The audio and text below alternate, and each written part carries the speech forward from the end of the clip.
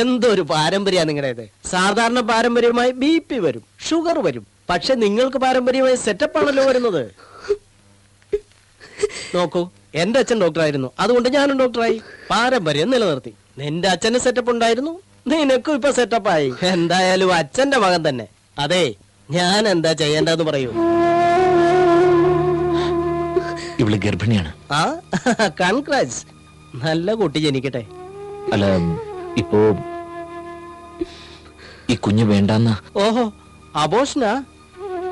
എന്താ, നിങ്ങൾ രണ്ടുപേരും ആലോചിച്ചെടുത്ത തീരുമാനമല്ലേ?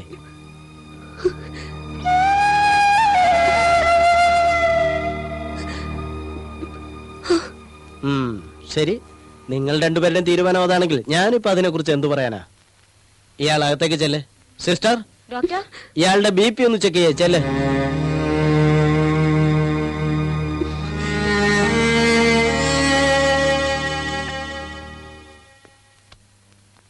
ഭാര്യക്ക് സുഖമല്ലേ?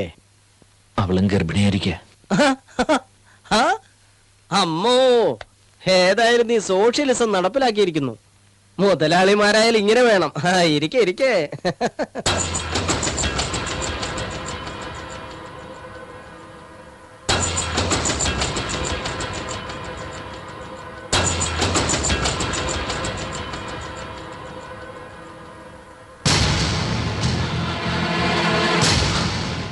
കൺഗ്രാറ്റ്സ്. എന്തായി ഡോക്ടർ? എന്ത് ചെയ്യാനാ, കുട്ടി ചവിട്ടി തൊഴിക്കുന്ന പരുവത്തിൽ വളർന്നു.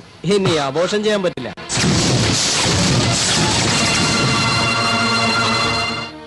നോക്ക് രാജേന്ദ്ര, ഇപ്പൊ നിന്റെ മാനസികാവസ്ഥ എന്താണെന്ന് മനസ്സിലാക്കാൻ എനിക്ക് കഴിയും. ഈ അവസ്ഥയിൽ അബോർഷൻ ചെയ്താൽ അവളുടെ ജീവൻ തന്നെ അപകടത്തിലാണ്. അവൾ എന്നോട് പറഞ്ഞെന്താണെന്നറിയോ? ജീവിതത്തിൽ നിന്നും വ്യഭിചാരത്തിലേക്ക് തള്ളിവിട്ട എന്നെ രക്ഷിച്ചത് അദ്ദേഹമാണ്. അവരുടെ വീട്ടിൽ താമസിക്കാൻ എനിക്ക് ഇടം തന്നു, ജീവിക്കാനുള്ള മാർഗവും കാണിച്ചു തന്നു. ഞാൻ കാരണം അദ്ദേഹത്തിന് ഒരു ബുദ്ധിമുട്ടും ഉണ്ടാവരുത്. ഈ കുഞ്ഞു കാരണം അദ്ദേഹം അപമാനിക്കപ്പെടരുത്. അതിനു വേണ്ടി എന്റെ ജീവൻ നൽകാൻ വരെ ഞാൻ തയ്യാറാണ് ഡോക്ടർ. ദയവായി അബോർഷൻ ചെയ്തു തരണം.